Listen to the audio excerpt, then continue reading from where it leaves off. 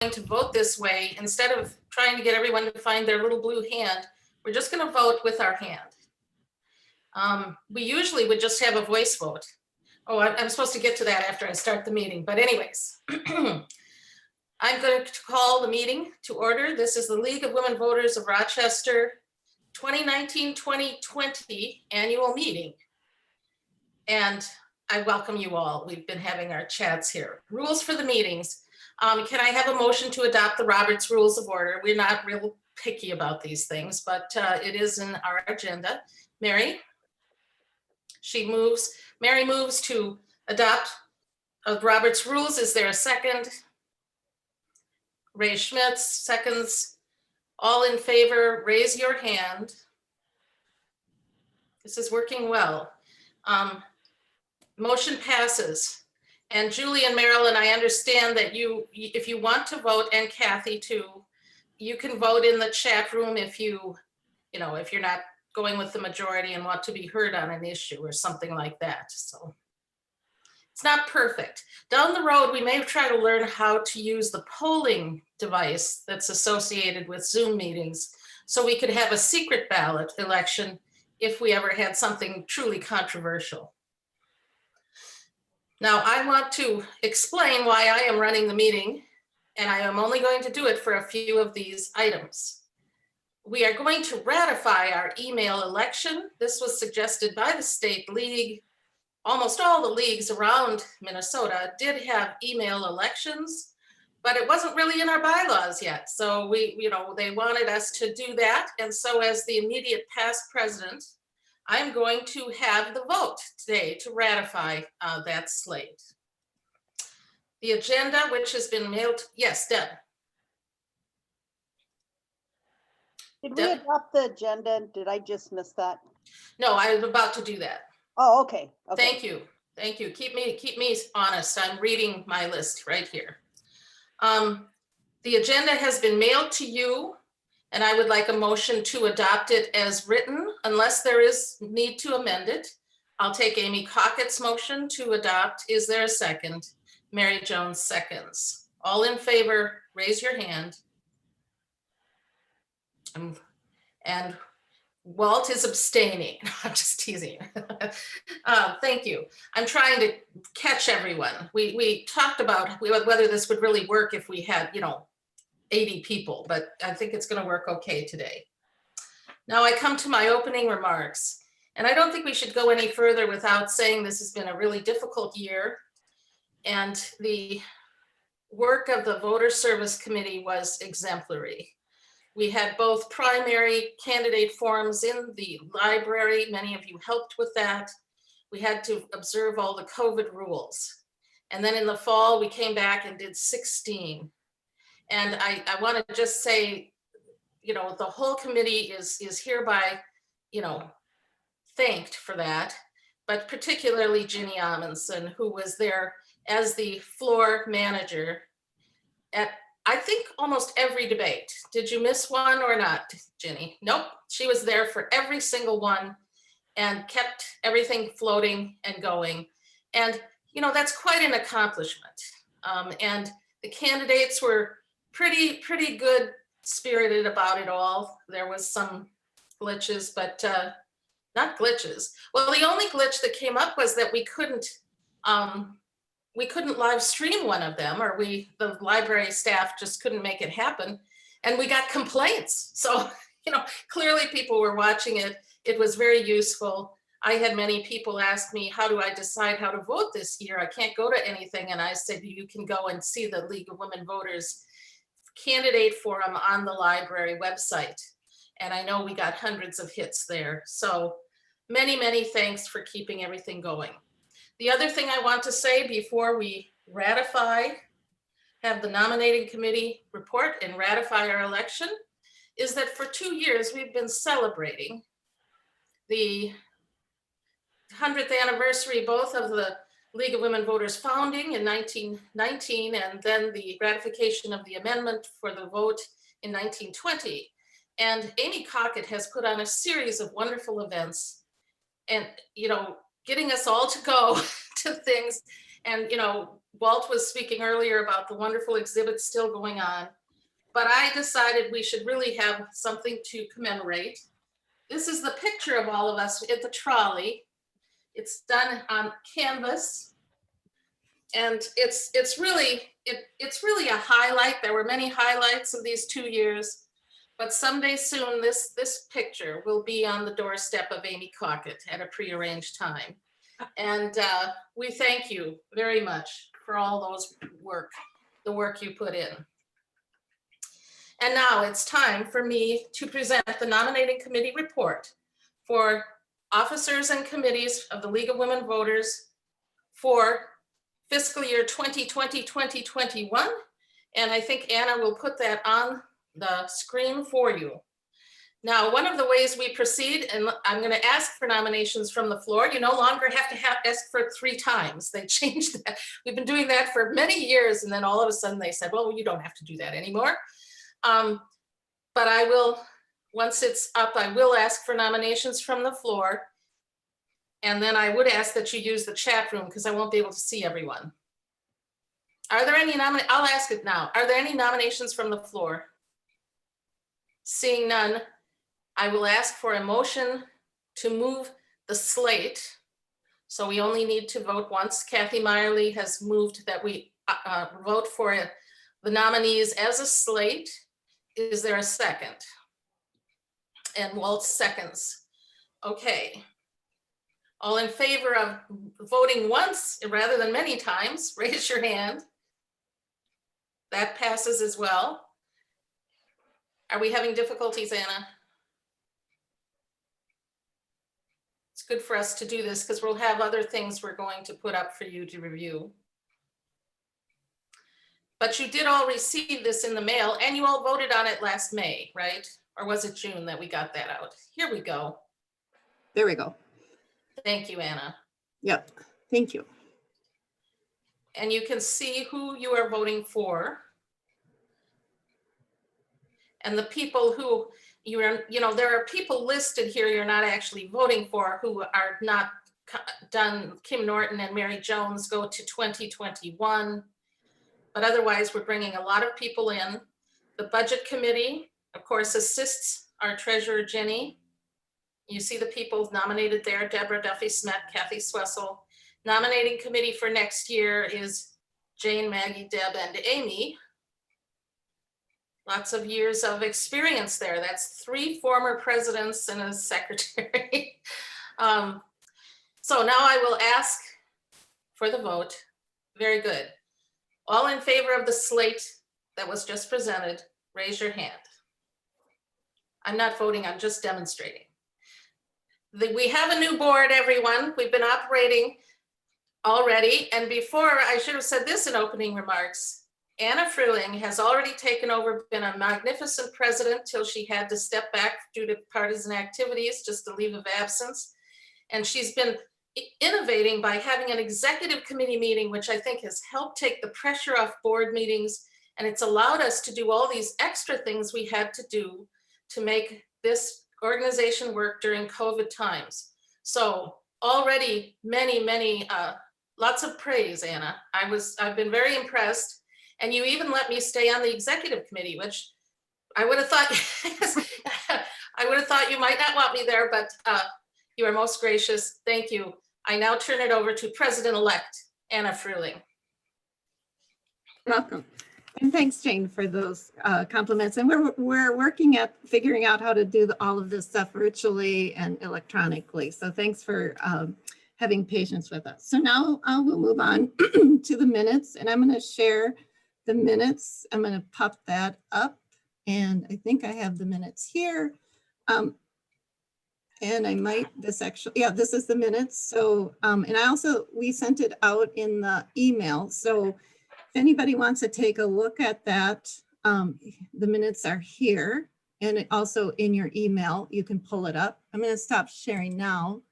But I'm going to ask is there any discussion or any corrections or additions to the minutes of the last annual meeting that was held like a year and a half ago in May? Any additions or corrections? And then if not, can I have an amendment to accept the minutes as submitted? And Amy, thank you. I'll take your, and then I need a second. And Mary Jones, thank you, or Mary Jones. And then a vote to accept the minutes as submitted. All those in favor say, or raise your hand. Good, thank you. Okay, we have the minutes now. So now I'm going to turn it over to Jenny, who is going to present the treasurer's report, the education fund expense, the nonprofit LLC, and the budget. So go ahead, Jenny. Okay, thank you. And a couple of these are, again, just to make sure that, you know, they are documents that we already have. I will share, but again, you also did receive these in your, if I can do this. Okay, no, okay, actually, I practiced a little, but not quite.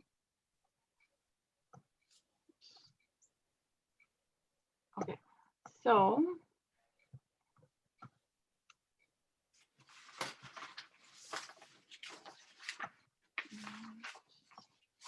Get this.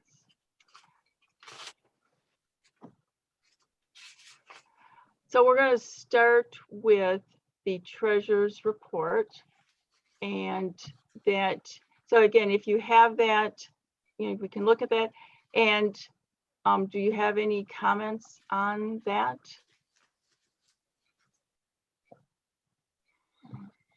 So let me.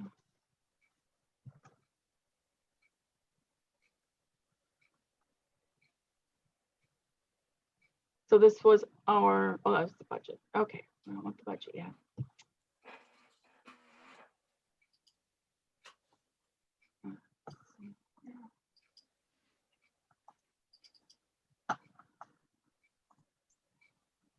Okay, so we'll share this one.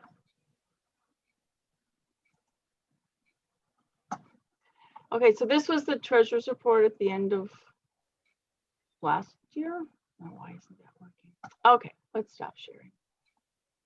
Okay, so the treasurer's report is, you did receive that. Basically, at the end of last year, we had the, and you know, again, it was a little different year because we ended up not doing some things that we were planning to do because of the COVID. At the end of the year, we had our income, right? Actually, expenditures was $11,100. The income was $12,900. So we did we spent less than we took in. You can look at our, you know, the dues and things like that.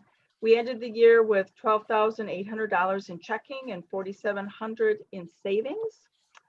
Are there any comments or questions on this? You can put that in. Oh, I lost my chat window. In chat or raise your hand. Okay, so seeing no changes, this report then has been received and filed for audit.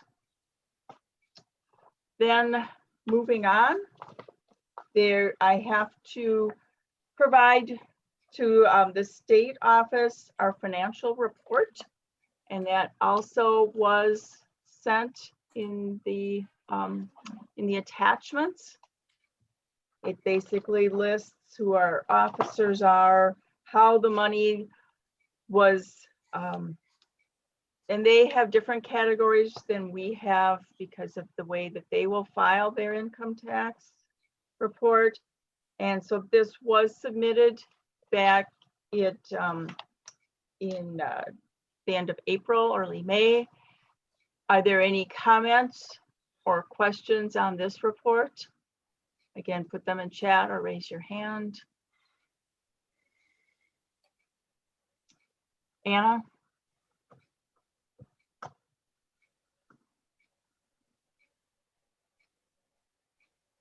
Anna, did I see your hand was up?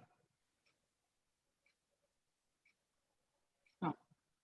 Okay, then seeing none, this report then also has been received and filed for audit. Deb? I think I have in the I think we have to approve that one as accurate. Oh, was that, I was looking to see. And we Oh, can't yeah. do Yep. any of the educational fund. Oh, yep, sorry, I jumped ahead. Okay, so I need a motion to approve this one as accurate. Do I have a motion? From Jane, second. Deb? Okay, raise your hand if you approve that this report was accurate. Okay, any opposed? Okay, so then that was, thank you. We've approved this report. And then the last one is the budget. And again, it is, you did receive it in your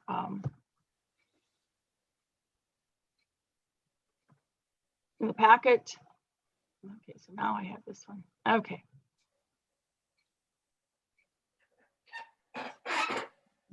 This again.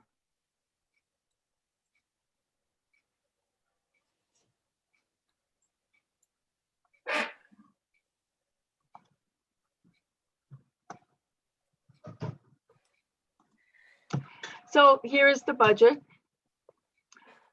There's a couple changes. And so you can see from the 2019 budget that we had approved to this one. And if you read the notes at the bottom, also that will kind of help. So our administration cost went up quite a bit, but that's because we are now paying for our post office box. The first year we actually had,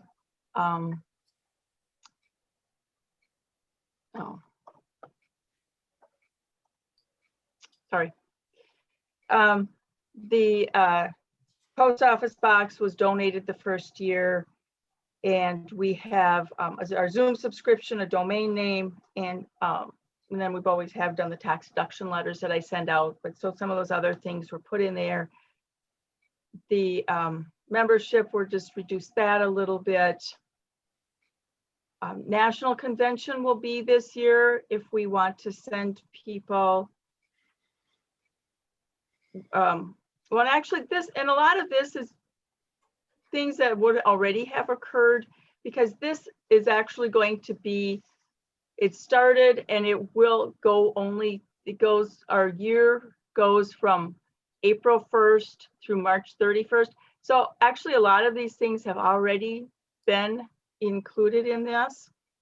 So, you know, we would have gone, but we didn't actually use any of the money, but I left it in here. And like in state council, I left in here because we would have, just to kind of keep track of things like that. And we had, you know, 100th anniversary. We have some money that we had said we were going to spend. And again, a lot of things. If you look at their total expenses, 6,600, 30 income, 6,605, so very close. And you know, again, it's kind of a small year. We're not doing a lot, and there isn't a lot of time left. I just want to make one comment, and that is that the board has been authorizing on a monthly basis all expenditures. So the fact that we didn't have an adopted budget, we still had a safeguard that money was being properly used. And now by adopting this budget, we're sort of advocating those expenditures and choices in reverse for the last few months. But we've passed this by Miriam Simmons, who is the Robert's Rules expert for the State League, and she says everyone's doing something like this. So it is a little different, as Ginny's pointing out, but we think we've proceeded in a manner that is acceptable. And then I scroll down, so if anybody wants to see the notes. So, and basically our final net budget, but then we also do have, there are some things that we will be taking from our ed fund to help cover program expenses. That's $250. And from some of the memorials that we have received recently, and some actually longer ago, to help us cover the 100th anniversary expenses, and we did approve that last year. So actually our net budget will be $425 that we will be making. And there are, again, the notes here if anyone is interested in that.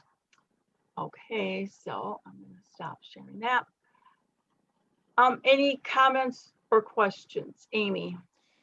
Jenny, I would just like to be sure that especially our new members know that in my basement are a handful of those books for anybody that might still want one. We published those in 2013, and it's a group of women who were firsts in Rochester area. So if there's anybody who wants one, please contact me afterwards and I can certainly get one to your house. And they are $19.95 or $20. Yes, they're $20. Walt? Jenny, there's a note in chat from Deb about needing to cover Ed Fund on the agenda. Is that coming up? It will. I thought Okay. we'd finish this first and then go Thank back you. to that. Thank you. Okay, any other comments or questions?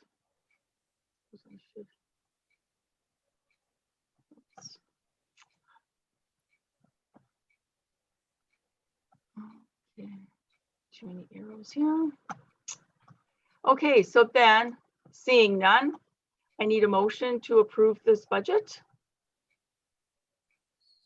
Okay, and I see from Walt, and do we have a second? Steve, Kathy, lots of people. Okay, all those in favor, raise your hand. Aye. Any opposed, raise your hands.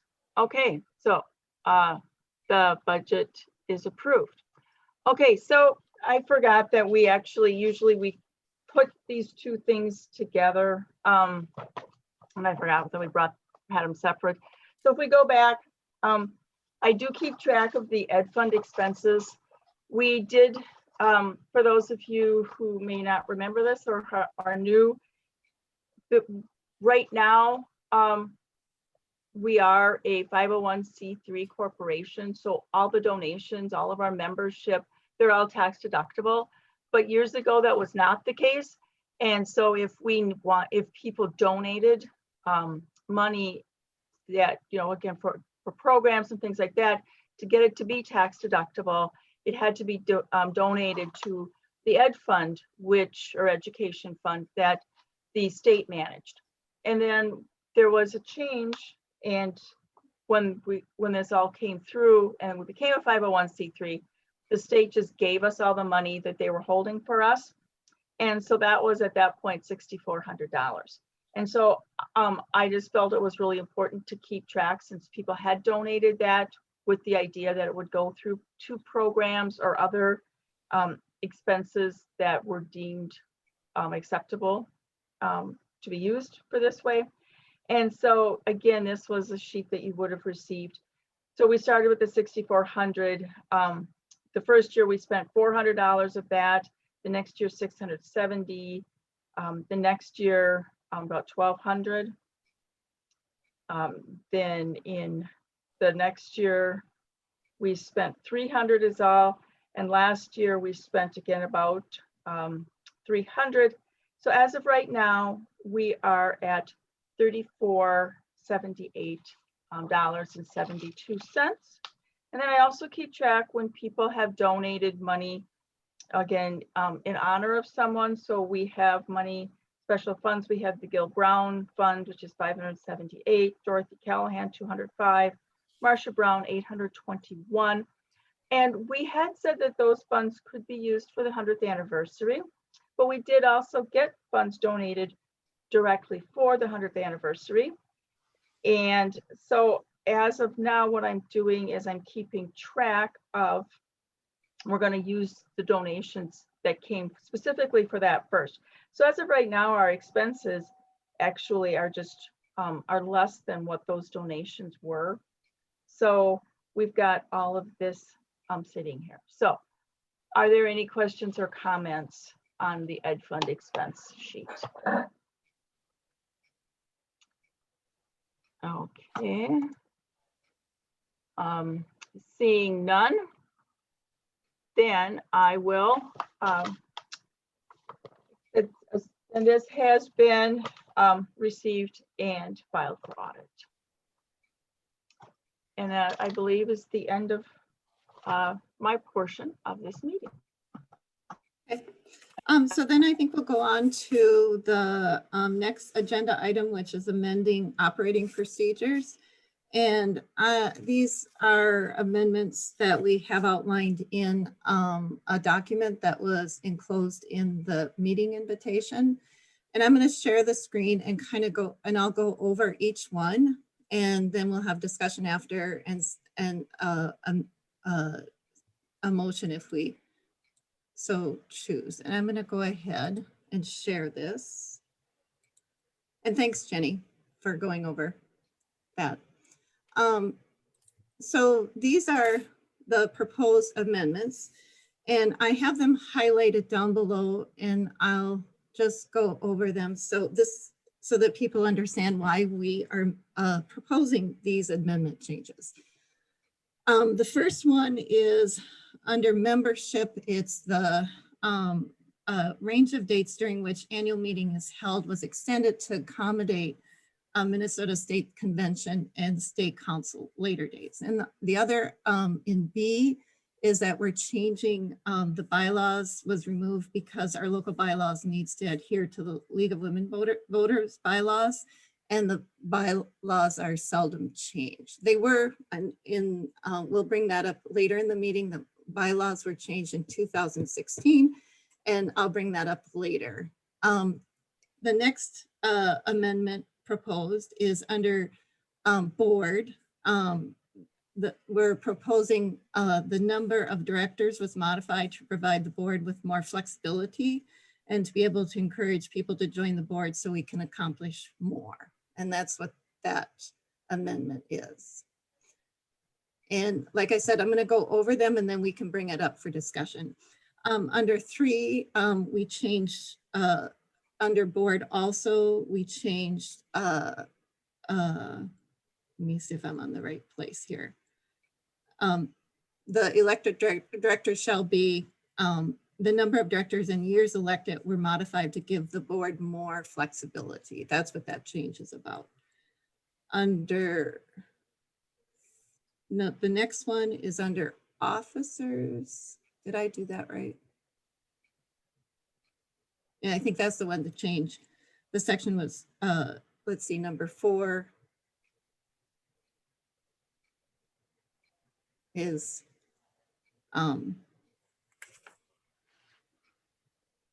I thought I had these. I'll go down to, yeah, this is the directors. The section was removed because directors are covered under the board. That's why we did this one here. Under nominating, the nominating committee, the reason we did this is the makeup of the membership committee was changed to make it easier to fill. And so that's why we changed the nominating committee. And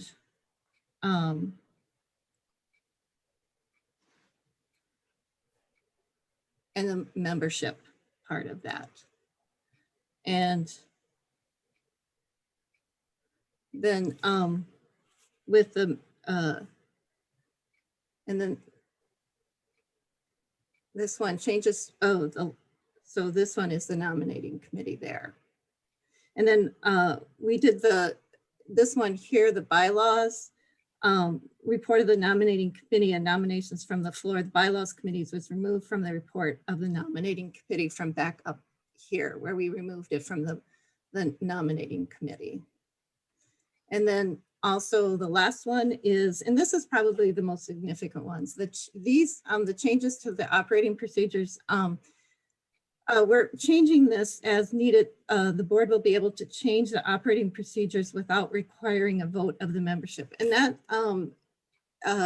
that is important because with this pandemic and how there was the social distancing requirements and everything needed to go to virtual, that this prepares us for changes that are needed for a circumstance like that. And they'll be able to change the operating procedures without having to have the full membership, but it can be done at the board meeting, not the executive board meeting, but the board meeting. So I'm gonna stop sharing the screen. and this was sent out earlier. Did anybody have discussion or questions about the amended, proposed amendments to the operating procedures? If you do, raise your hand. I'm gonna check the screen. Does anybody have any questions about the amendments that are being proposed? If not, can I get a motion to amend the operating procedures as proposed? Anna? Yep, I'm yep, sorry, Kathy. I raised my hand. Oh, sorry. The only thing I questioned was on the changes to the operating procedures. I recognize that this has been an extraordinary year and we're changing other sections to recognize things that could happen in case of an emergency. Is there any reason why you didn't limit the changes in the operating procedures to sort of extraordinary circumstances? Because I can see an argument that the broader membership should have an opportunity, maybe at least to ratify them following an emergency action. I can kind of say a little bit because I know Anna hasn't been involved for all the years, and I don't know, Jane, you can pop in too, but we actually, based on when these were put together. So again, this all goes back to when we became a 501c3, and because we used to basically, have our own bylaws, and so we had to change everything, and so the bylaws became because we're not part of the state organization is why we're a 501c3. We're actually part of the state. And so our bylaws basically are their bylaws. And so if we were to change our bylaws, we would actually have to get them approved by the state first. So the suggestion wasn't, and as many organizations work, that we have operating procedures that are ours, and we can change those, and the state, we don't need to let the state league know about it. So that's why we have these.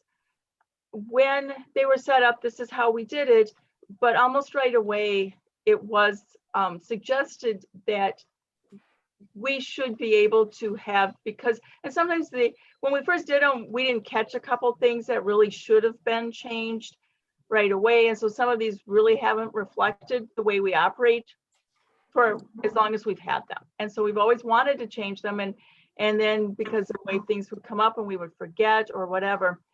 This was a proposed change from the beginning, and we just never actually got it changed. I think part of it is just to be more nimble for things. I think it always has been our suggestion, and maybe our intent, and maybe we should put that in here. I don't even remember the exact wordings now. That when we do change it, obviously we would present it to I think at the annual meeting, anything that had been changed. Right. I think that there's a notification process, isn't there? So rather than have a ratification, Kathy, to avoid the vote, maybe notice to the larger membership is, I think that's required anytime we change our operating procedures. So I suppose your point is that if we had a rogue board and the membership didn't agree with some of these things, but then those people should come on the board because they can then make changes as needed. But it's interesting how cumbersome it is to have to wait a whole year to make some of these changes. And the fact of the matter is, just as Ginny says, we started operating in the preferred way without worrying about whether or not we had changed our operating procedures.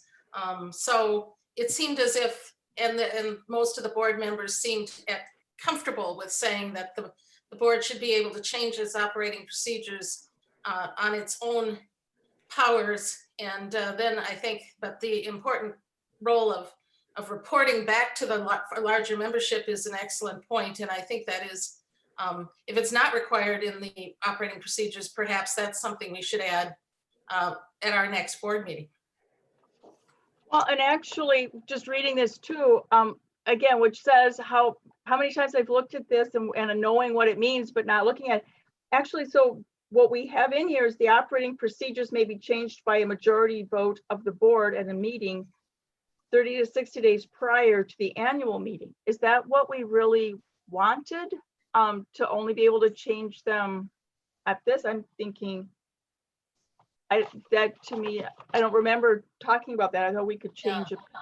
Yeah, I thought that wording was odd too. I'm sorry, I didn't catch it, but I think the idea was that you're picking up some language from back when we wanted to give time for the membership to understand it. I'll defer to Anna and Deb. This actually, I talked to Marilyn about this a few years ago, and then I forgot to, something happened and it got overlooked and not included at an annual meeting. Can everybody hear me? Yes. Okay. Marilyn, can you talk to this a little bit, or what do you think about it?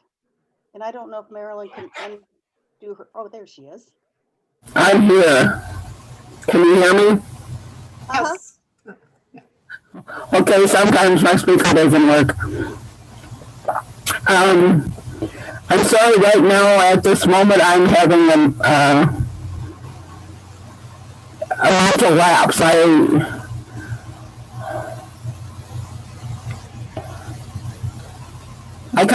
agree with Jenny that we probably should reword that when you do that. I wouldn't limit it to 30 to 60 days prior to the annual meeting.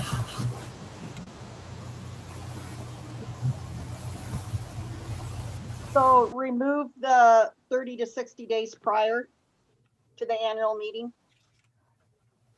Let me find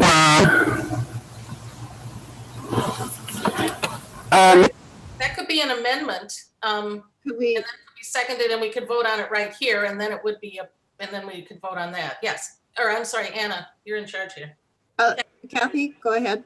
Yeah, I'm wondering if you want to change it by taking out at 30 to 60 days prior to the annual meeting and substitute it with or at the annual meeting. Because that way both the board and the membership have an opportunity to look at the operating procedures and change them. So again, strike the words 30 to 60 days prior to and insert or at. Okay. Any discussion on that? I think that would probably improve that I'll proposed second it. amendment. Okay, Anna, I'm seconding the motion to amend by Kathy Meyerly, and now we have discussion. Thank you. Any discussion on that? Thanks, Kathy and Jane. wondering if the 30 to 60 days shouldn't have been, the board shouldn't change the operating procedures until they have thought about it for 30 to 60 days. If you follow the drift of what I'm trying to say. Oh, so I think what Marilyn's trying to say that they should give 30 to 60 days after making the proposed before they adopt them. Yes, because you can react to something very quickly and maybe within the next month realize that you kind of made a mistake. This gives the board an opportunity to think about what they're proposing before they actually approve it. Okay, and Kim, go ahead. And I'll let. Yeah, Okay. I was trying to think back. It's been a few years since I spent a lot of time discussing this, but I thought in the past that when you sent something, when you were going to vote on something at the annual meeting, you sent notification early. And I think that's what this is referring to. And so if we are going to change it so that the board can make the changes it deems is needed during the year, and then either notify or ratify at the board meeting, then I understand what Marilyn is saying, which is then you would give 30 to 60 days notice to the membership. But you could, or you could just say notify or ratify the board at the next annual meeting. Perhaps with ratification required at the next annual meeting. I mean, I think that gets to what Kathy was talking about, which is a rogue board might be making changes, and this gives the membership at large an opportunity to say, no, you guys really, that, you know, we don't agree with that. We'd like, or discuss it. Chances are not, the board wouldn't do anything, particularly if you know it's going to be ratified by the general membership, right? That's a check. I'm wondering if it should say ratify or modify. You know, if the membership wants to modify it at the annual meeting, they would not just you can say yes or no to ratify, but if there's discussion and we want to amend like we are today, that would give us the opportunity to do that. May I ask if you are amending the amendment? What I understand the amendment is that we strike 30 to 60 days prior to the annual meeting and add or at the annual meeting. That's the amendment that Kathy offered. Yes, my original, or the motion that I made was to strike 30 to 60 days prior to and insert or at. But based on this discussion that we've just had, I'm wondering if what it should read, and I'll read the entire sentence as I think the intent was. It would be the operating procedures may be changed by a majority vote of the board at a meeting after giving 30 to 60 days prior notice to the membership or by the membership at the annual meeting. I realize, you know, let me see if I can get a And I word. think that's a friendly amendment, and it's all right with me too as seconder. I accept it as a friendly amendment. Okay, if I could get a Word document, maybe I can try to share it with people. If you want to have some other discussion and come back to this in a second, I should be able to get this up here. Okay, you're gonna put that, you're Yeah. gonna put, Kathy, you're gonna put that into a Word document or put it so that we can have that, so I can read it off. Thank you for doing So that. everybody can see it. Yep, And thank you. Kathy, and Kathy, do you want to add in there about the ratification? You also, that was part of it too? Let me get what I'm proposing up, and then when we're all looking at it, you can suggest where you want to put the ratification in. Okay. Okay, so why don't we go back to the first six proposed? I was going to move that we vote on the first 5 if there's no objection. And then this is the 6th one, isn't it? I think this is the 7th one. It's the 7th one. Okay. Yep. So So no, so, 6, yep, I move 6. we vote on that and then continue discussion of the 7th proposal. Yep. So let's go ahead. Is there any other discussion on the first 6 proposed amendments? And I'm just going to check my other side of the screen, so I'm making sure I see everybody. Okay. Can I get an amendment to accept the, approve the amendments proposed, the proposed A amendments? motion? You want a motion, not an amendment. I want a motion To to, approve the first 6 proposed items, and I think I just made that motion. Yep. Now we need a second. okay, that sounds good. And second, I'm gonna, second Walt, and go ahead and all those approve, raise your hand for an aye. Any opposed, all down, and then any opposed, raise your hand. Okay, those first 6 proposed amendments are approved and passed by motion. And then we'll go back to the 7th proposed amendment once Kathy has that. And you know, Kathy, are you close? If not, I can move on to something else and then come back. Yeah, I'm almost there. In fact, I'm there Okay. right now. So how do I share my my screen? Do I have the privilege to do that? You Share do, screen. and Here, at the here. bottom, you should see a share screen with an up arrow. Yeah. Here we go. And then that may prompt you to indicate if you want to share your entire screen or just one window. Okay, I can't, I'm seeing Zoom. Can anybody see my screen?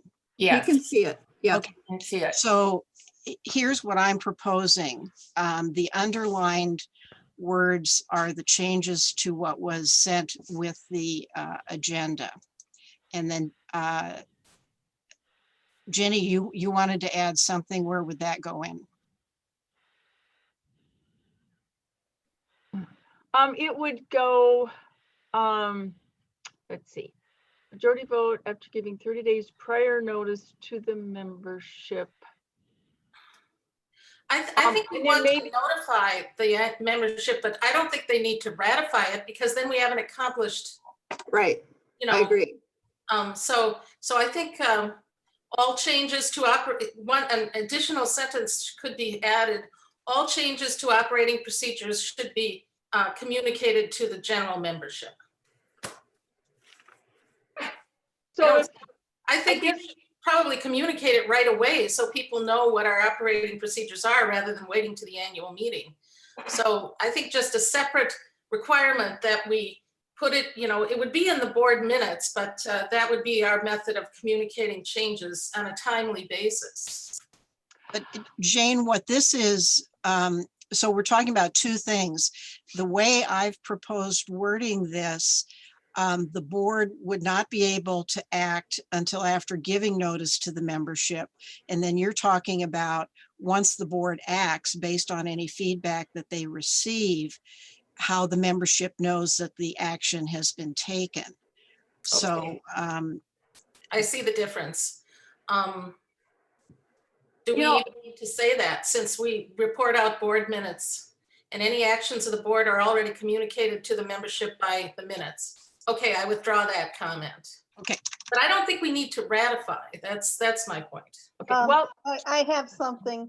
We do not always send our minutes out to the general membership. and I was going to say too, the nice thing about ratifying them at the annual meeting, then they're in the annual meeting report.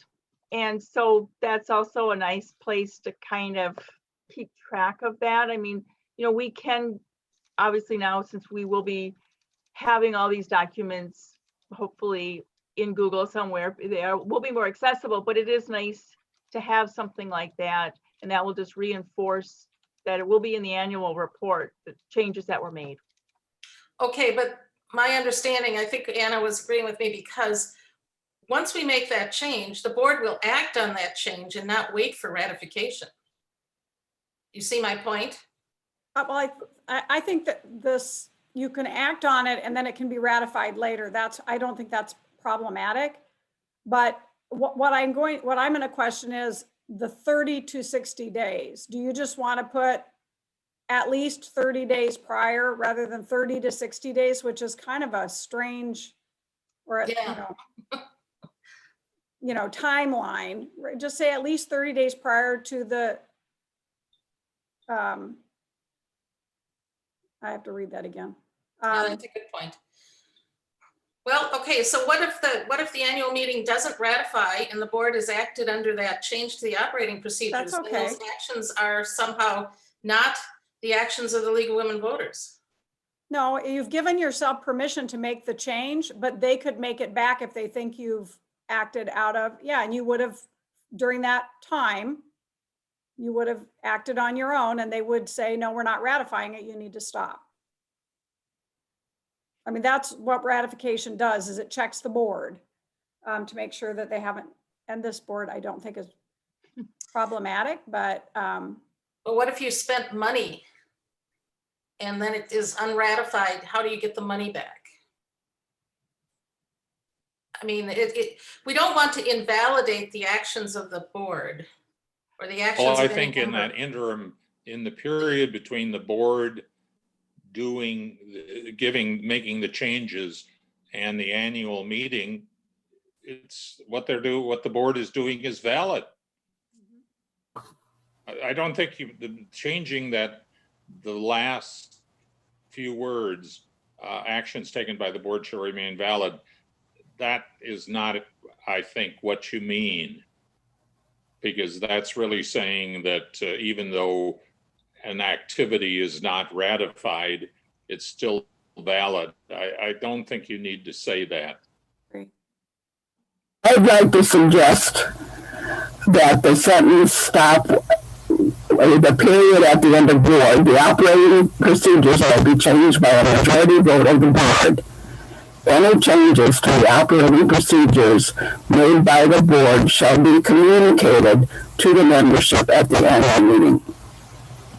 Okay.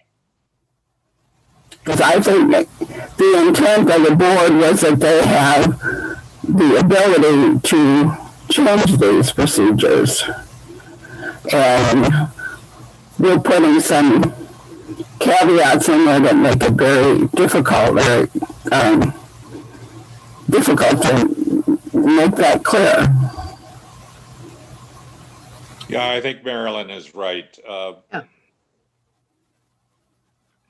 I mean, the annual meeting always can overrule what the board is doing if the membership wants to. I don't think you have to. I don't think you have to spell that out.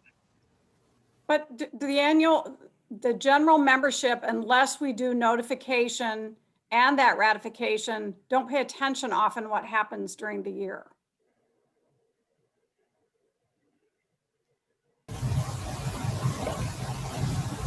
So that would be the argument for having a ratification or notification. I'm not hard on it, but I think I like the idea of notifying the membership about changes that are made and allowing them to say, you know what, you went too far or you didn't go far enough. That just makes sense because that's who we act on behalf of. And that can still be done under the general rules, because when you go to new business, somebody can say, I want to bring this up. You know, the board made this change to the operating procedures, and I'm making a motion here at the annual meeting that this be changed back or changed to something else. And so then Ray's point is we can do that. But the way we have it set up now, I don't think we have this period of time when the board is acting under a changed operating procedure, but it's not really ratified by the membership. I like the notice to the membership because as Kathy pointed out, that allows for the membership to, communicate with us and say, why are you guys doing this? You don't need to do this, or whatever it might be. And we can take those feelings into consideration, but it gives the board the flexibility that Ginny was pointing out we really need. So I agree with the changes as Kathy has them on the board here.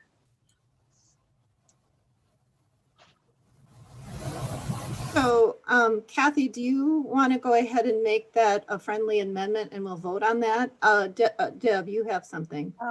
Just to make sure I get it right, I'm trying to type in the minutes what's on the screen. Kathy, can you copy and paste that wording into the chat when you make a motion? Yeah, let me see here. I've got to get Ed, walk me through. Right now, I'm not in the meeting anymore. And I don't see, wait a minute here. Show grid.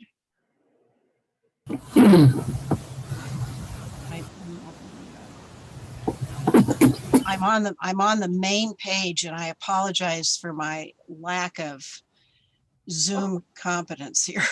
We're all struggling, I'll be honest with. I'm actually impressed, Kathy. I don't think I could do that. Yes.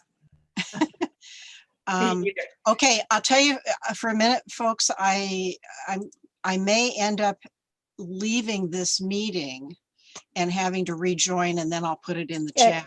Kathy, can I walk you through it? Yeah. Do a copy of what you have on your screen and then stop sharing your screen, and you should be back with us. And then copy it into the chat. Yeah, but that's what I'm having a problem is getting back to the meeting, because do you see right now what I've got is just this Zoom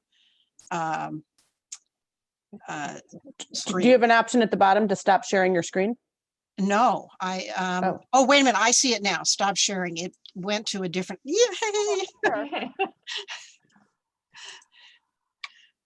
No, and it seems to me it's different every time. I've shared my screen before and not had so many problems, and it's every time it seems like it's different. Okay. And that is what Oh, great.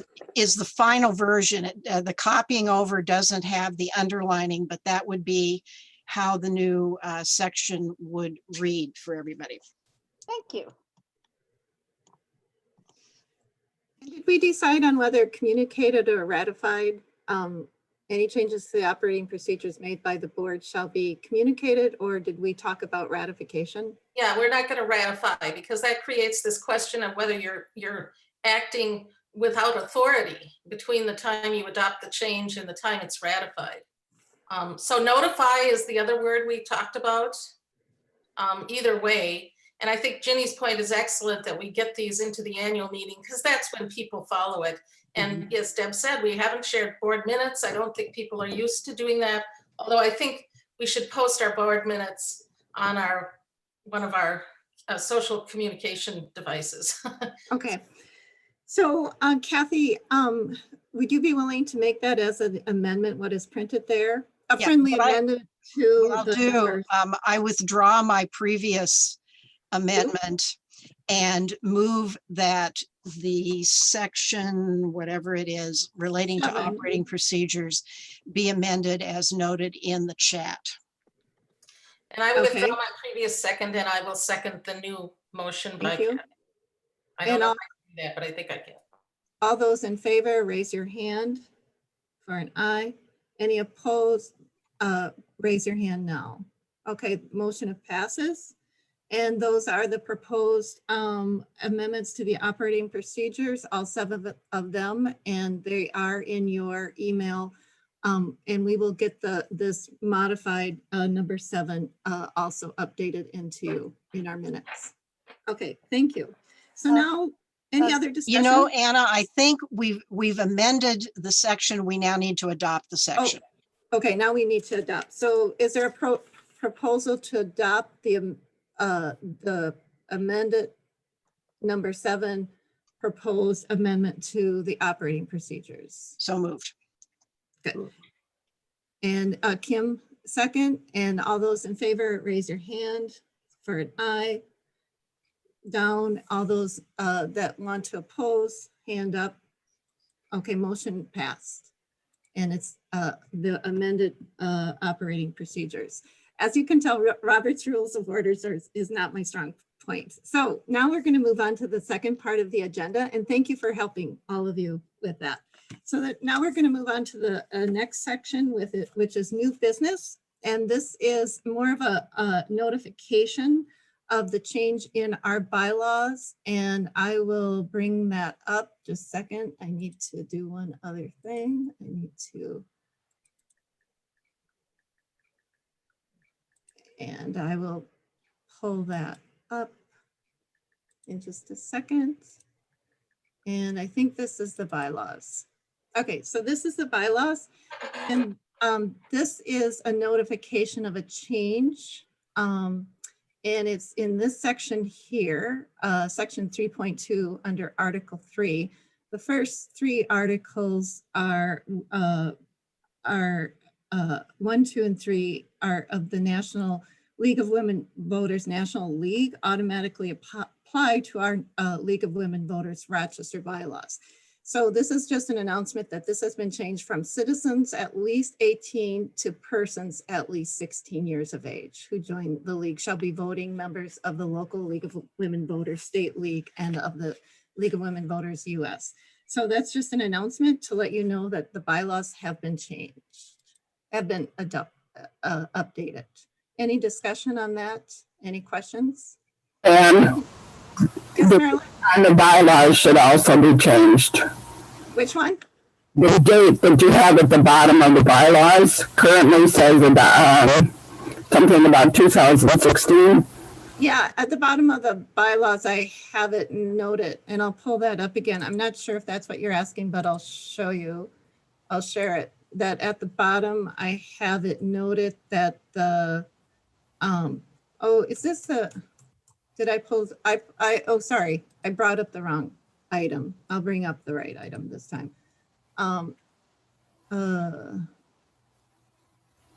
Oh, here we go. Sorry about that. So at the bottom, I have it marked that the amended by the League of Women Voters US in 2016. Is that what you're asking, Marilyn? Yes, if the change occurred past that date, that date there should be updated. Here, a copy. Okay, so I should put that date on the No, bottom of the actually, I'm bylaws? sorry, it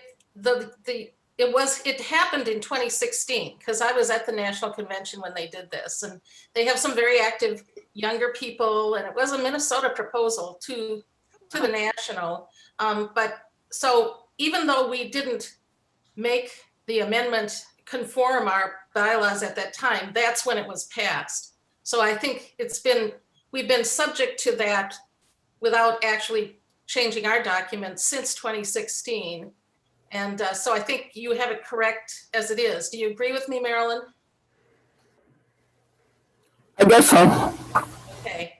Yeah, I think they would expect that, had we caught, it's probably my fault that I didn't bring it forward, but I don't remember any communications from the state to local leagues saying, make sure you change your bylaws either. So I think we all sort of just accepted that it had changed, and now we're catching up with the paperwork, basically. But I believe 2016 is when we adopted the state version of the bylaws, right? Right, it was 2016. So then why didn't the state make those changes at that time? Good question.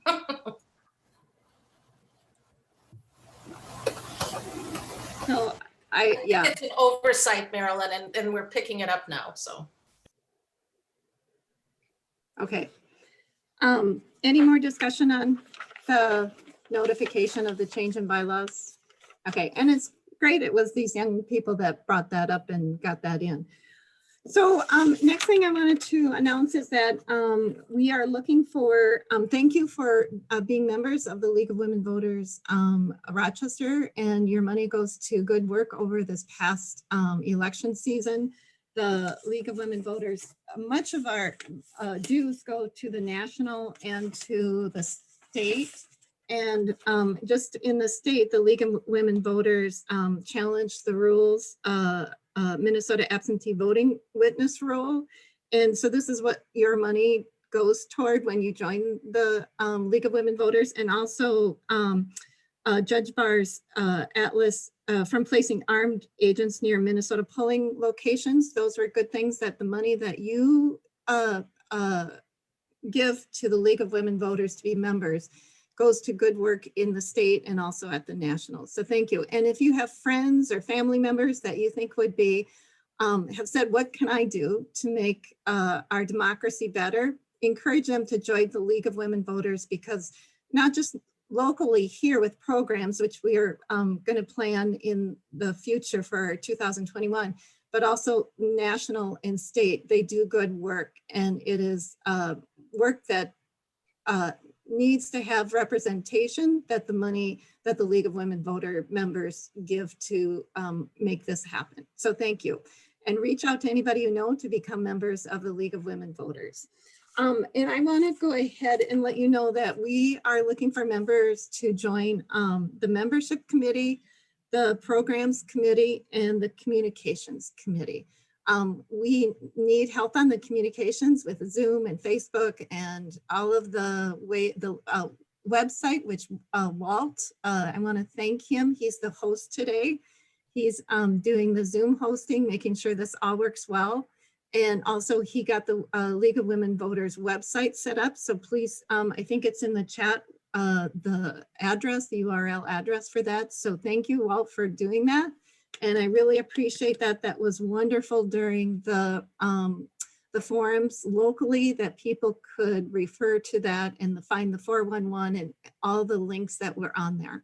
Really appreciate that. But we have more work to do when it comes to virtual outreach and being a presence on our virtual. So we are having a programs committee meeting November 30th at 5 p.m. Anybody who would like to join that, we would be more than happy to have you. And you could learn how to do Zoom or Facebook or Twitter or any of those things.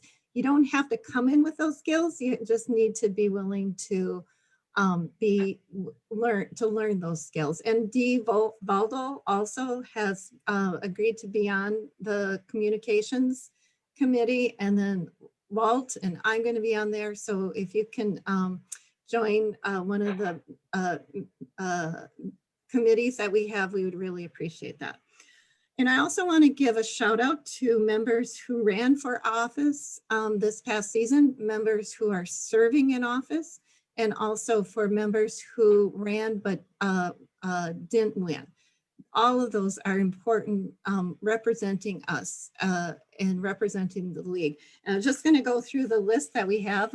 So those that are our candidates or ran for office are serving. So Melissa Amundsen, the school board; Liz Bolden, she's a state representative; Sheila Cascaden, the county commissioners; Tina Liebling, she's a state representative; Karen McLaughlin, yay, school board member, new member; Kathy Nathan, school board member; Kim Norton, our mayor, thank you; Stephanie Podolsky, she is on the county commissioners; Michael Wojcik on city council; and Julie Workman, city council also. And Alita Borrud, who ran for city to be a state senator, didn't win, but ran, and that's important to have those candidates out there. So thank you for all those members. Thank you. And just to add, Melissa, the first one you mentioned, and Julie Workman, they're actually both school board members. Oh, thank you for mentioning that. Thank you. Thank you, Jenny. And then I want to go on to that we're going to have, we have in chat our next general member or board member meeting, and that's December 7th at 5 p.m. And even if you're not a board member or a director, you can attend those to learn more about League of Women Voters and that is open, and we will have the link up on our website. And also January 25th will be the first one in the 2021. Program planning is set for Monday, November 30th at 5 p.m. If you can join on that, about programs that we want to do in the coming year. And we'll get a link out for that. So now I'm going to ask for, is there any more business, anything that we haven't covered that we should be bringing up at the annual meeting? If not, then I think then I think it's time to adjourn the meeting. And then after we adjourn the meeting, we're going to have short breakout sessions for our suffrage members and the executive board to lead a small breakout room. And the topics for the breakout room is going to be why you belong to the League of Women Voters, how many years you've been there, your name, and also ideas for programs in the upcoming year, 2021. Can I have and Deb, yes. I think you missed this. I was typing minutes, I might have missed it. But Yep. I think we wanted to thank Walt for the website and make sure everybody knows about our new website. I did, but I think a second thank you to him is more than appropriate. Sorry. So that sounds good. So can I have if there's no other business, can I have a motion to adjourn the meeting? Jenny, motion, and second by Amy. And all those in favor to adjourn, raise your hand. Aye. And those opposed, nay. There aren't any. Good. So Walt, I'm going to turn it over to you to break us out in breakout rooms. They're going to be 8 minutes long, so it's going to be short. And then we can come back to the meeting, and we're going to report of any ideas that we have for upcoming programs. Anna, do you want to do either of the polls before we go to breakout? Oh yeah, why don't you put up the polls? We have two really short polls to go ahead and launch those. This is a single select. You can pick one choice to just give us a profile of the folks that are with us today. And we've got 15, we're almost done. And All because right. I'm a host, I don't think I can vote. For some reason, it's not letting me vote, but Okay, I'll go ahead and Yep. end it, and I'll just share the results with you for interest. ooh, there's 6 that have been part of League of Women Voters for 20 years. Wow. So the first one was an anonymous poll. We have a second poll here. This is not anonymous. This is optional. If you want to indicate interest in any of the volunteer efforts, you're free to do so. And then the board will get in touch with you. Alternatively, in chat, the email address for the league is included, and you're certainly welcome to reach out to individual board members or to send a message there. Right, that's for sure. And we have 40% who've responded. Thank you very much. Thank you. All right, I'll go ahead and end that poll. 50%. Wow, fantastic. All right, I'm just going to end that poll, and now we've have these 7 breakout rooms set up. There'll be 3 or 4 people in each room, and there's a pre-identified moderator for each group. The session's set for 8 minutes, and at the end of 7, you should see a countdown timer at the bottom of your screen. If you need to leave early, there are options to do that, or we'll all rejoin in this forum at the end of 8 minutes. So we'll see you then.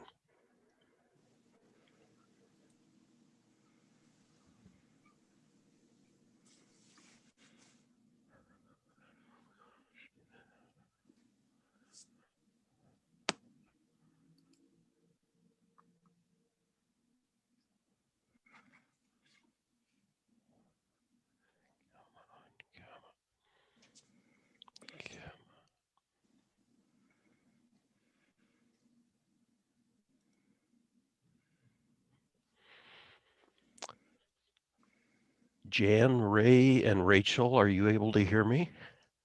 I Yes. am. Put up my hand. Okay. I'm not sure what went wrong with the 3 of you. You didn't get into one of those 3 rooms or one of those 7 rooms, so we'll have our own. It's possible if any of you logged out and then logged back in that may be where we got the mix up. There But was something happened to my my Zoom link about I don't know, 10 minutes ago, and I lost contact for sort of the last part of the meeting, and then finally got signed back in. so Ray, do you mind if I ask how long you've been a league member and what your previous community service was?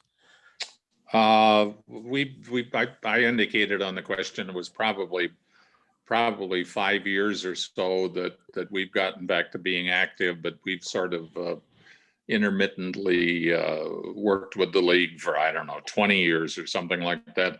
I was county attorney for a long time and have been doing environmental volunteer work now since retirement. Well, thank you for your service. I actually didn't know that men could join the league until about 2 years ago, and so I've been a member for not quite that long. Rachel, am I correct that you're new to the league? Correct. Welcome. Great to Thank have you. you. Anything you want to share with us about your background or your interests?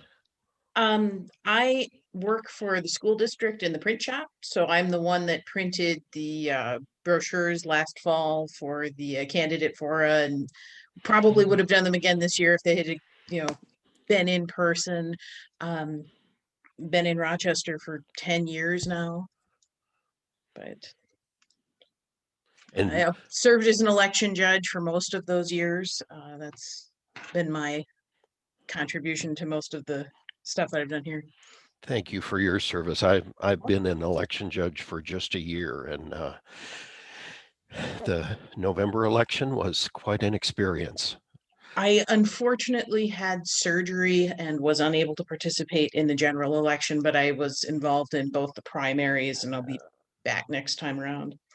Yeah, I missed the one this summer because I was out of town, but fortunately I was able to do the November one. And do you have family in the district? I have a son who's a fourth grader Uh-huh. who's in the district, So, and then my husband is a professor at RCTC. and is your son doing virtual? They are all virtual now as of this past week due to COVID being found in all of their sites where they were doing hybrid. And I'm sure that this has been a stressful school year for you. Yes. I Yes. have two grandchildren. One is a first grader in the St. Paul School District, and she's been all virtual since the start of the school year. And it's been very stressful for their family. Yes. There are a lot of assumptions that are being made at higher levels within the district that, for example, all of our students have stable internet access. All of our students have their own private devices. All of our students don't share bedrooms. They don't have pets. They have a parent who is able to sit with them for 6.5 hours a day. So I guess if there's more than 2 kids in the family, then we don't really have a plan. It's been frustrating. But there's very little I can do. I am literally the bottom of the org chart for the entire district. I can relate to that. Ray, do you have family involved with the school district at all?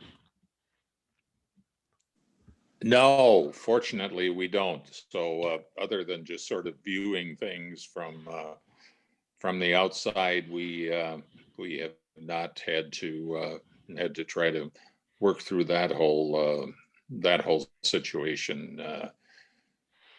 It's a very interesting situation. The people who are arguing that we should just let the kids go to school, I mean, they've got, they have in some ways valid arguments, but then the downside is is significant. So I don't blame the school district for being conservative or the governor from being conservative in making these decisions to try to keep people safe. At this point, it's not the students, it's that they literally have no teachers left. The district has no teachers? They have no substitutes. They had approximately 25% of them just quit. They had an abnormally heavy amount of retirements and resignations. They do not have the staff to run the district as the way they need to in person. That's interesting. It's surprising that is, that people haven't been talking about that. What's surprising about it? We're out of staff. There is no depth in a lot of the positions within the school district. For example, it has its own trucking department that delivers food to all of the sites, or normally would. If any 2 of the truckers are gone, they don't have any backups. In all of the clerical positions, if, say, the office manager of a small elementary school is ill, there's no one to do the duties of that role. So attendance taking, backup school nurse, et cetera, et cetera. There is no depth. And they have had COVID cases in all of the buildings. Edison, the main building, actually had to shut down most of its functions in person for a while because of quarantining most of the staff. So it's been an adventure. So do you have an opinion about the results of the school board election, whether that makes you feel any more encouraged or optimistic?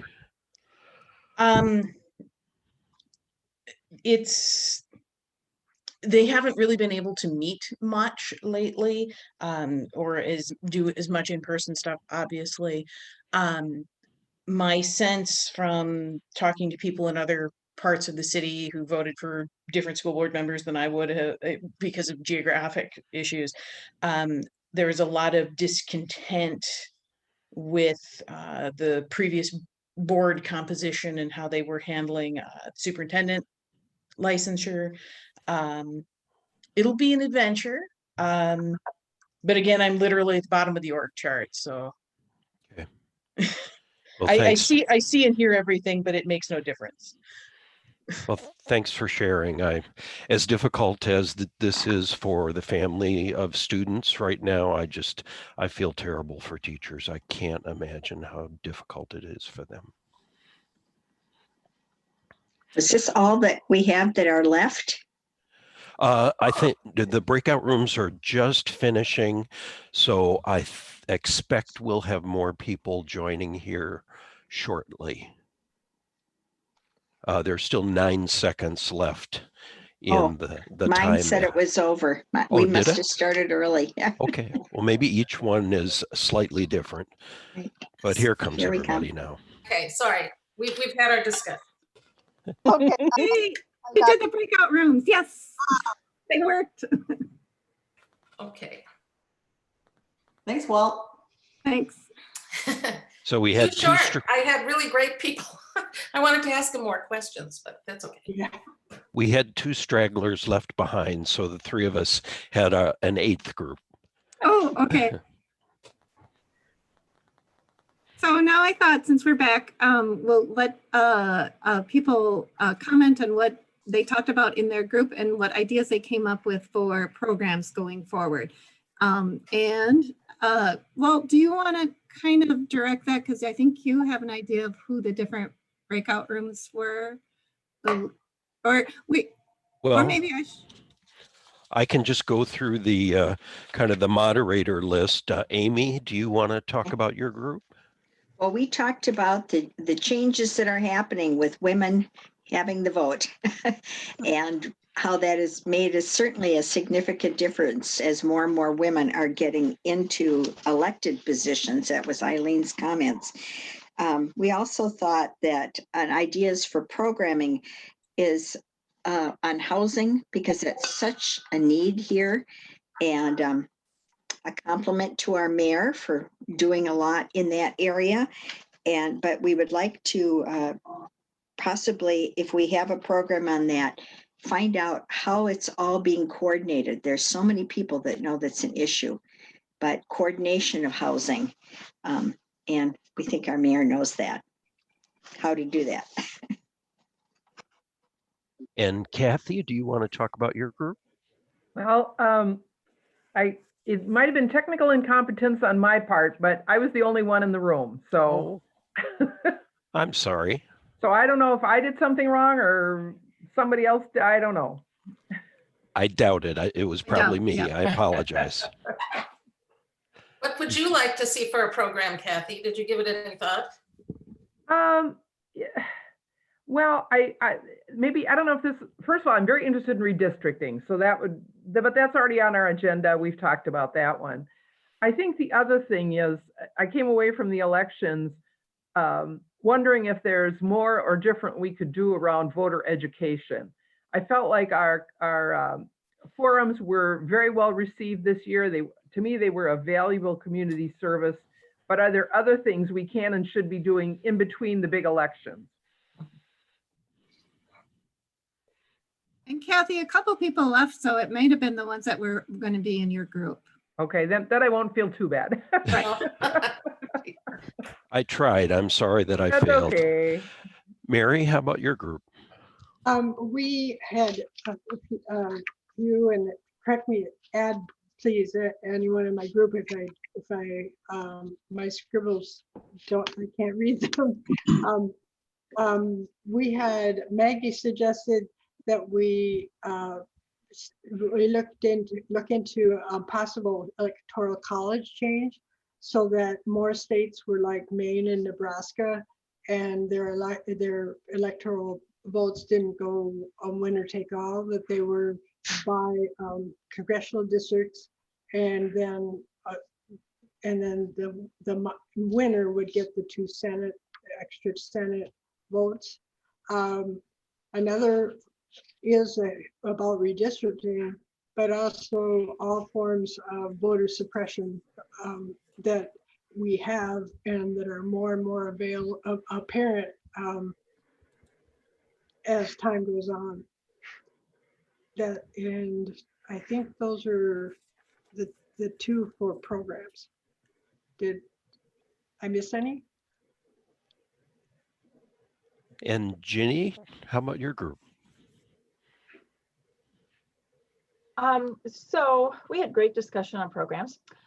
Steve Simon would be wonderful. And again, it'd be so much easier to try to get him because with via Zoom, talk about post-election, the challenges to running an election, and then, but also in our Minnesota, but across the whole US, and an overview of what is happening.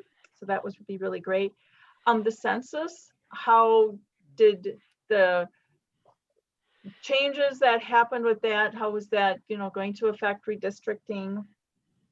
And then of course, ranked choice voting. And we, could have, there's a lot of speakers, things have changed. More states are adopting that. And then also a couple years ago, there were surveys done of memberships, and Rashawn Rogers still has all that information. She will be joining the membership committee, and so she has a whole bunch of suggestions from that. So that's a really great resource that we will have. Deb, are you still with us? Yeah, there you are. Okay, unmuted. Okay, we came up with 3. I would like, I thought there was a program on the school board. It could be a panel discussion, but about their duties, how they function, how they make decisions, and how much authority they have. Jan Strand, who is new to us from are you from Albuquerque? I moved from Albuquerque. Okay. Yeah, I'm originally from Plainview. Okay, but this goes back to the Observer Corps, which we tried to do, but then we didn't know, it kind of dropped back. But anyway, Jan can help us get that started because they were successful in Albuquerque, and she could help us. She has ideas. So I think we should go to Jan and maybe try to get that going again. Maggie, did you want to say something? We had an Observer Corps many, many years ago, and that's how I learned an awful lot about local elections. Because of course, you only hear about national, so you just sort of don't know how much the local government does. I think it's very, very valuable, and I hope we do get it going again. Okay.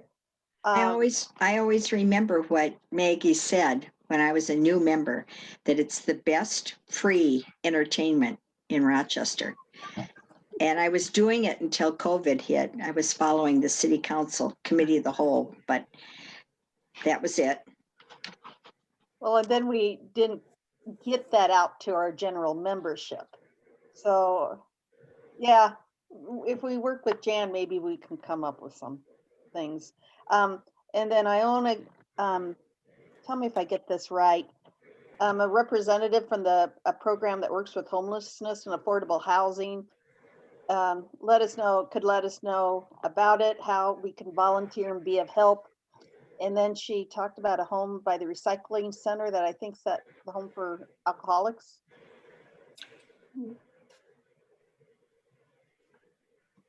Okay. Center City. Is that what you're talking about? Center City housing, or what do you? Is Ione still on? Yeah, she's there. Ione? Oh, maybe she's, oh, you were so quiet. Silver Creek. Silver Creek, yeah. Yeah, great idea. Jane, do you want to take a turn? Yes. And this is an issue. So I'm always interested in issue spotting. Kathy Meyerly started to talk about, is the early voting period actually too long? Which is an interesting question with the changes that come down the pike. And Karen, who has just gone through campaigning and getting elected, felt that that was true for her, and that in the last couple weeks, she didn't really engage in the same way because almost everybody had voted. So it's an interesting question that could be given to Steve Simon if he comes down to talk to us. The second thing we talked about was reentry voting. And again, you know, we used to call it felons' rights, and Karen is educating me. Reentry is the right word. I think we need to look at that again. I think it's still criminal that we, sorry, bad choice of words, maybe, that we don't welcome back the people who have paid their price and are rejoining society by giving them the vote, which is something that doesn't cost anything. So it's a way of accepting. And then finally, the question on redistricting, and we were focusing particularly on who should be the decision maker. And having it always go to the courts is expensive and it wastes the court's time. And in the past, we've looked at trying to get a panel going like some other states, I think California has that. So that would be another issue. We could look at it through that lens if we wanted to. And those were our three suggestions. Jane, I got early voting, period, reentry voting, and what was the third one? I think I missed that. Redistricting decision makers, I would say. That's just what that's a little clunky, but it gets the idea across. That, you know, we need to keep working at getting some method that doesn't either allow the legislature to draw their own districts because the self-interest gets in there, and throwing it to the courts is just an expensive, long process, and it takes court time away from what the court should be doing, which has already happened where their calendars, almost all criminal civil matters, have to be handled elsewhere because we just don't fund the courts to the point that we probably should. At least that's my opinion. Sorry, my soapbox. Thank you. Well, Jane, just quickly, and Kim, can certainly correct me if I'm wrong, but the panel that the court creates is generally is really not active sitting judges. They appoint a 3-member retired judge or something panel who then prepares a redistricting plan, and the court sort of rubber stamps it, as I remember what's happened in the past. Isn't that? So maybe they've created another method to try to keep it from being so expensive and so on. But it still takes court time, and I think an independent panel has been proposed before in the state of Minnesota by Senator Mondale and others. So it's an interesting question. And that's why we want to educate ourselves about it. Are we doing it in the best way possible? That would be one way to look at it. Thank you. That shows that, yep, that we need information, a program on that to do some education. And then who's left, Walt? Mary, did you want to say something? Oh, it's just in the last several years, we've had several states, was it South Carolina, Wisconsin, that had their redistricting from 2010 overturned. And currently, there's several different states have different forms of commissions that do the redistricting. So it's like everything else, every state does it a little bit differently. But in 2010, we didn't know till February of 2012 what our new redistricting was. And so that's why I think our current method in Minnesota is really flawed. And we didn't discuss this in our group, but I'll take the opportunity to just mention there's a publication that came out last year that was a result of a nonpartisan study group that met over a long period of time called Our Common Purpose, Reinventing American Democracy for the 21st Century. And they gave a handful of very specific recommendations for improving the democratic process in the coming years. Again, it was nonpartisan, but at least one of their recommendations has since become pretty controversial. But I think that there's a lot of interesting material there that could be a topic of a number of discussions. And if anybody, I've got about 6 copies of this, so if anybody's interested, please let me know. Anna, I think your group is the only one we haven't heard from. Yep, I had April Horn and Divaldo were in mine, and April mentioned redistricting, and we talked about census, like update on how the census took place, you know, how that went in Olmsted County. And then Dee talked about, which I, 2 years ago, I didn't really understand how, which I think is a great idea, about city and county, what their responsibilities are about local government, the distinguishing between the two. I think that is a great educational opportunity that people don't understand. And also maybe the school board, because people get that confused, what responsibility is what. And I also, I didn't bring this up, but I think critical thinking in regards to social media, that would be a good information program about expecting people and how to use critical thinking when judging social media and media in general. And I would just mention that AARP has some curriculum relating to that we might want to take a look at. That'd be Hey, great. Anna, our mayor has asked to make an announcement in the chat room. Yes. Thank you. Along with my snarky comments, I get bombarded with why don't I run the schools better, and why don't I do better with the county? And I don't do any of those things, so I was being snarky. But in between, I got a call from the governor's office, and Michonne and I did a training with the governor. I just want to make this group, because you're all so civic minded, aware there are about 100 or more committees that the state has, and between now, they're looking for applications between now and November 30th. And it's just an online process to sign up for committees on every topic you can imagine. I mean, it runs the gamut, arts and gardening and, different ethnic groups. There's 100 of them out there listed. So it's on the Secretary of State's website. If you'd like to serve on one of those state committees, you just have to apply. It's not that terribly difficult. I've been asked to serve on one that isn't on that list, actually, on youth, women, young girls from across the state. That's a special committee. But I went through this process, and Michonne and I just said, we have so many talented and civically involved people in this city, but often Twin Cities people, they want more than just Twin Cities people, but Twin Cities people often sign up for these because it's so close, right? They can just bop over for a meeting. But a lot of them are online now, and probably will continue to be as we move forward. We've learned a lot more about how to involve people from out state. So just going to, plug that and say, do go out there on the Secretary of State website, look at that list of 100 and some committees. And if there's one or two that look interesting, please apply. They need voices from Rochester on those committees. So that was it. I apologize. I didn't get into one of the breakout rooms due to technical issues, but I've served as an election judge in Rochester since I moved here over a decade ago. And because my coworkers and when I was teaching at RCTC, my students knew I was an election judge, I would frequently get a lot of questions about, election stuff from younger people in Rochester. And I found in this previous election year that literally none of them under 40 had any idea that Minnesota was hosting primaries.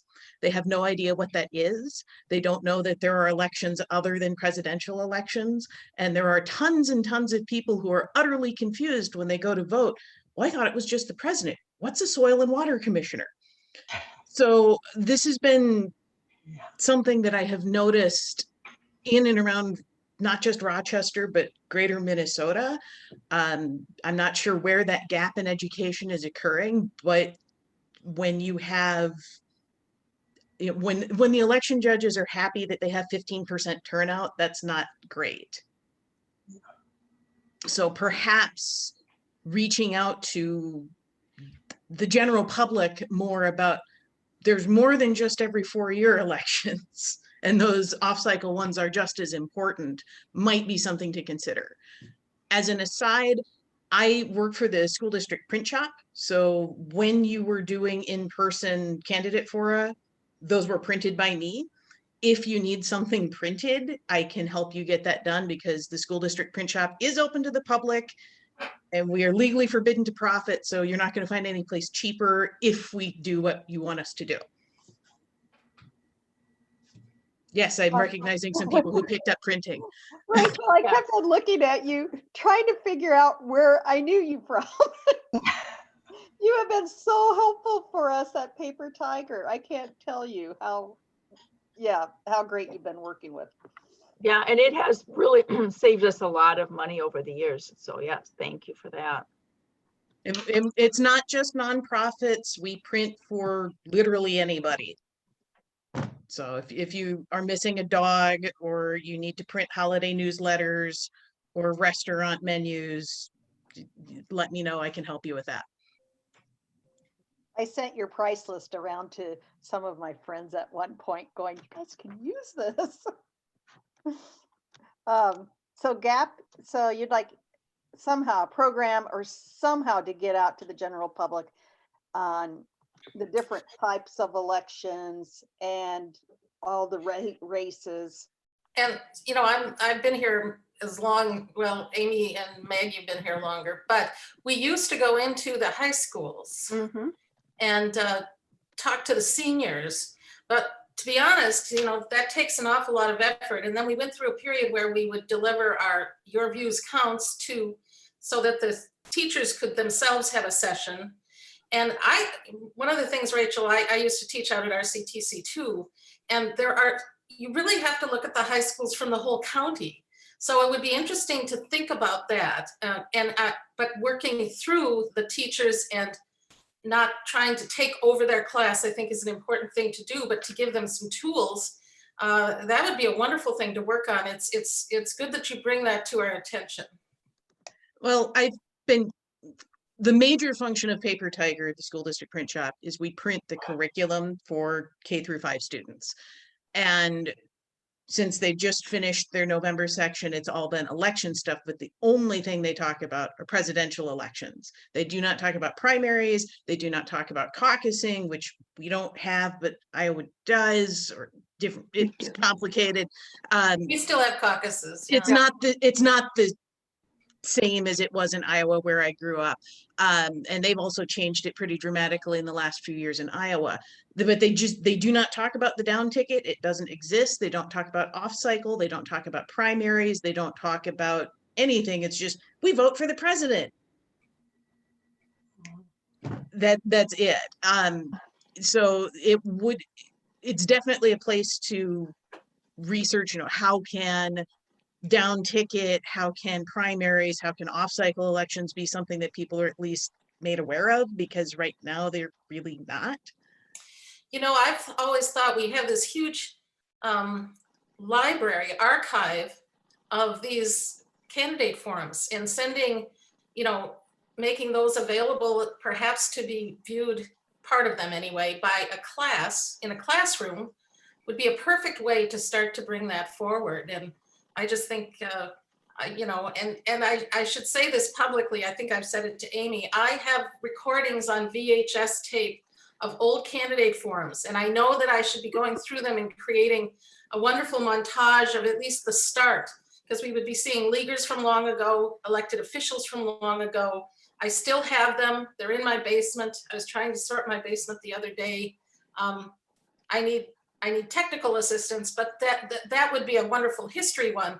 But even just picking up on Rachel's suggestion, suggesting to the high school teachers, we will get you this video if you want to show it, and then have a discussion of how did you like these school board candidates? Because of course our studies show that's absolutely the best way to help a voter make up their mind, by seeing people one-on-one answering the same question and seeing how they react, how they think. That has been the most helpful to voters. And so it's really a great idea, Rachel. Thank you. And I hope we use Rachel's ideas on how to get kids' attention. I remember giving those talks in the high school classes, oh my gosh, back in the 1980s, and half the kids were sleeping, until I finally said, you know, if you don't vote, the people that vote are old people, and they're going to do what they want. Don't you want your voice heard? Well, some of them kind of woke up to the idea that maybe they should be a counterpoint to old people. But really, how to get their attention, that's what you want to do. And I can just add that after going through an election, I think those young people are waking up. And in this last session, there's been some student groups have been very active, and we might want to partner with them. And Secretary of State Simon has a program, at least for the voter registration, but I think it's a lot bigger than that, about voting, and that is available for all the high school government teachers. But at the end of the year in the spring, oftentimes they're so stressed out to get through their curriculum that they don't spend as much time on it. So that, I think, is an issue that is part of this, that I don't know how we could, well, maybe Karen and the school board members could help try to sort that out. In defense of some of the younger people, I just want to share with you that I have 2 teenage grandchildren who are at home studying because of college closure, and they both worked at the polls.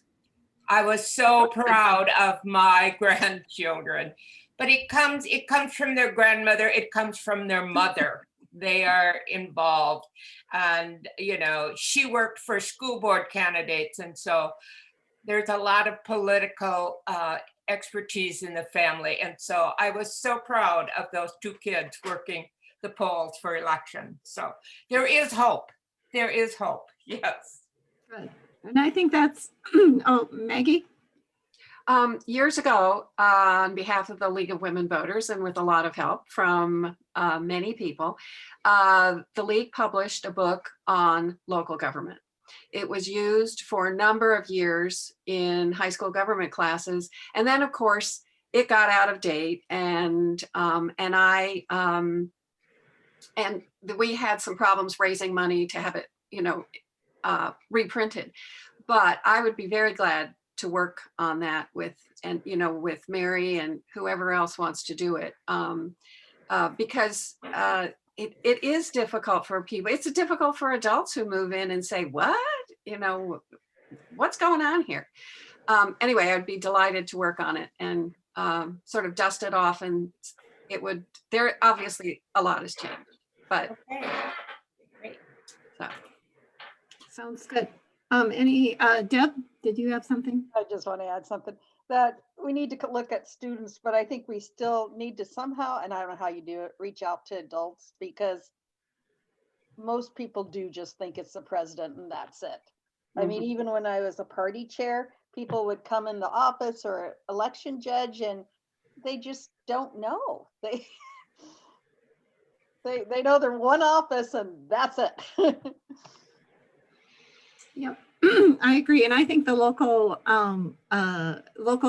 elections and local work is really interesting. And the less time you spend on the presidential stuff, I think the better that we focus locally, because there's so many wonderful things that can happen here. And we usually have an informational meeting on any amendments that are on the ballot too. And we did that with the school board issue, and probably should have, if we, yeah. So we just need to stay aware of that. This other issue on park board funding. Yep. We were lucky to get the 16 done that we did. Yep, I thought of that too, that we missed out on that, but there was so much going on. So anyway, we're now narrowing in on 2 hours of a meeting. So I am going to thank everybody for attending. Thank you for joining us in the breakout rooms and all the wonderful ideas. And thank you so much for, and again, thanks Walt for hosting this, because without you, this might not have worked out so well. So thank you so much, and have a good day. Enjoy the sunshine. And thank you. We'll be following up with everybody. Good to see everybody. Bye-bye. Is Walt, are you still there? I am. Okay. I started taking notes on what everybody was saying. I thought I better take notes, but I missed what your group did. Rachel was in our group, so we talked primarily about the school district issues. And I would just second the other recommendation that anything that's election related regarding the school board would be a great topic. And then I also brought up that other publication, and I can email you the title and all the specifics of that. Because Sure. yeah, I just put material. I couldn't get that whole thing in. No problem. And- So it looks like I don't have immediate access to the poll results besides what we saw on screen. It looks like after I end the meeting, then I'll be able to generate a report both of attendees and then of the poll results. So I'll get those back to you. Okay. Okay, and Deb, you've noticed all the comments for more ideas in chat, right? I mean, so somebody should copy that because there's a lot of stuff in there too.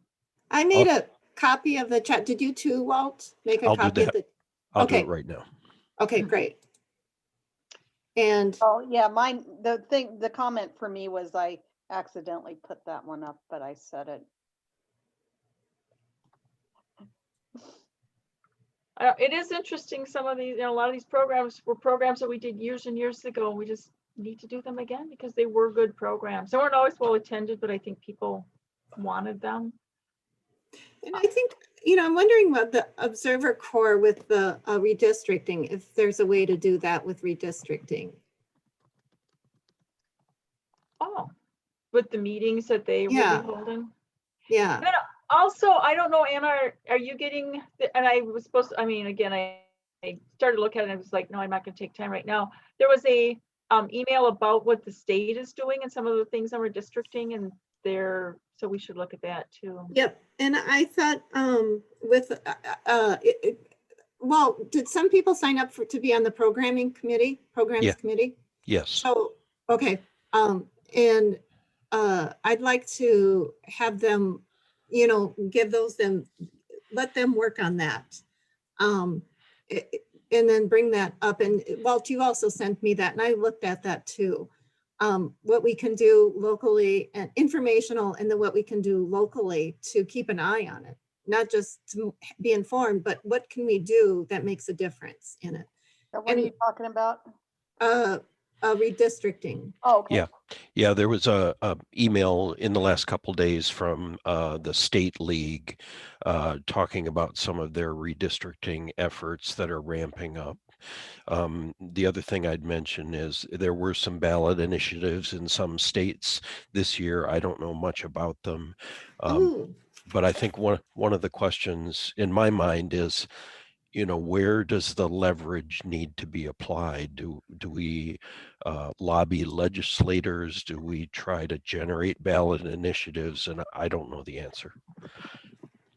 That would be really interesting to have that. And also when in our small group, we were talking about the census, and I don't know if I mentioned this in the large group, but actually have a report on how the census, how it worked here, what the different changes, what it actually caused, or, just to update on how the census, because there's so much information about the census. There was always these little announcements that this was happening, it was going to cut short, it was going to be expanded, it was whatever. It'd be nice to get a sense of how, and I think Brittany Marshall was in charge of that at the county. So maybe she would be willing to give an update on it.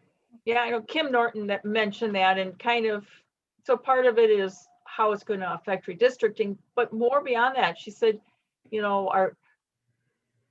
what the numbers are, but how did it work? Again, being cut short, and and does it really reflect our community? That's part of it too. How successful was it?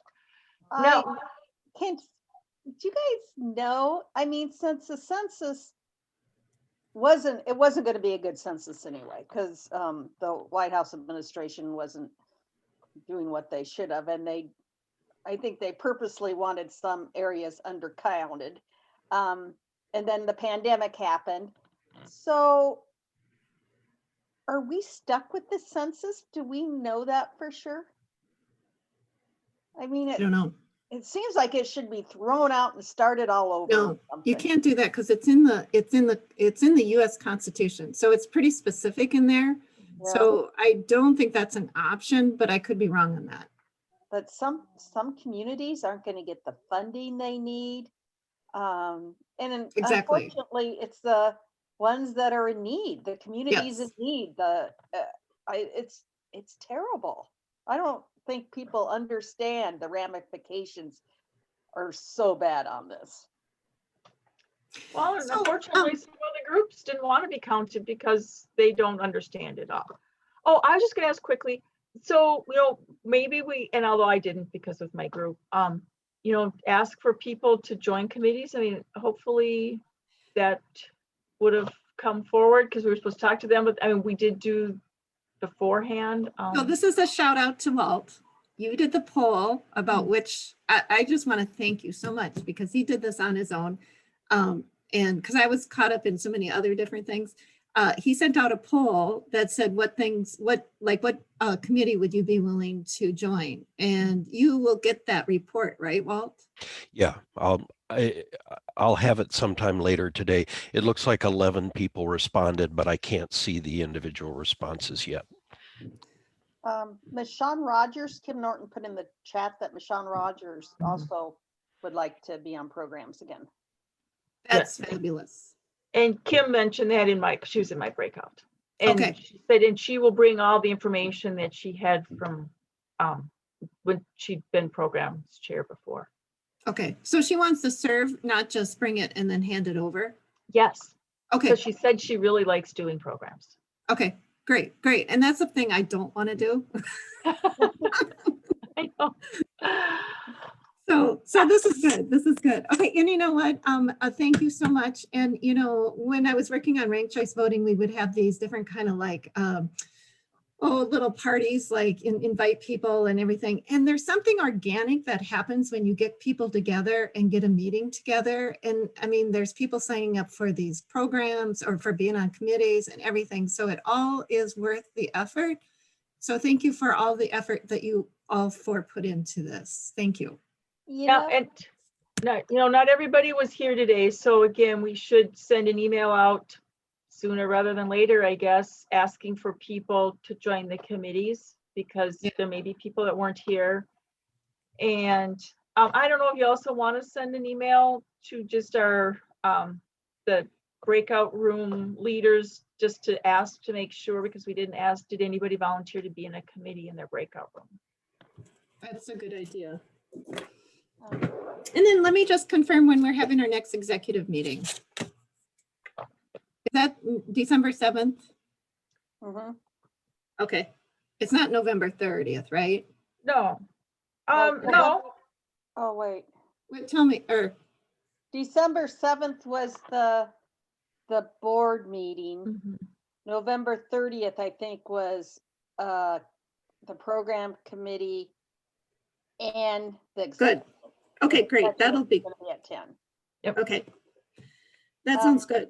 I want to say that it's funny. You'd think the Zoom meeting, I thought people participated more on the Zoom. I thought the breakout rooms were fabulous, actually. But people seemed to speak up more and stuff on the Zoom meeting, which you'd think would be the opposite.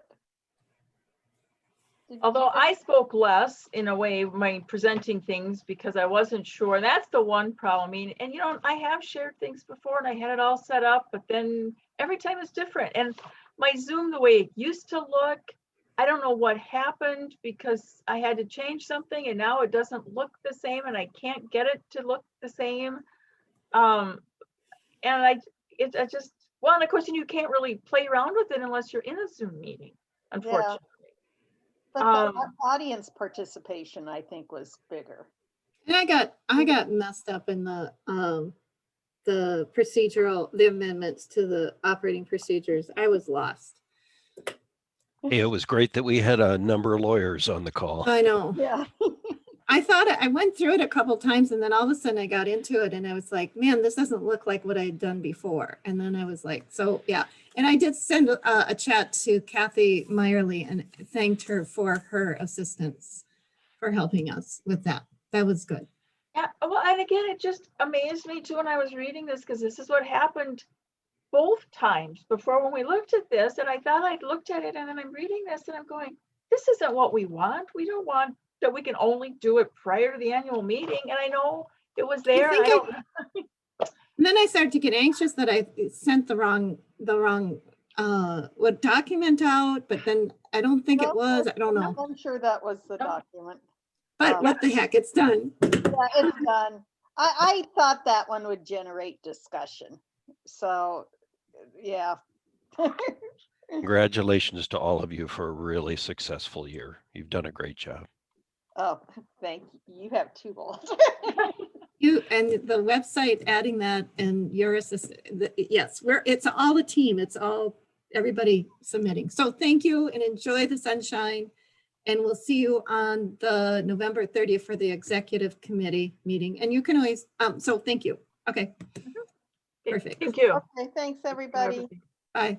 And you'll send those to us, right? Walt, the Yep. poll and that stuff. Okay, great. And Yep. I'll send what I have for the people's program ideas. Yep. Oh, I'll send you more than you want. And you took those ideas down, right, Deb? Yeah. Okay, great. Briefly, so we'll so we'll remember. Okay. Yeah. Yeah. You might as well send it, if you send it to the whole exec committee, then we can all kind of then help remember and kind of look at things, to double check people. I'll send that out right away before it's fresh on everybody's mind. Okay. Perfect. Okay. All right. Bye-bye. Stay Thank well. you. Bye.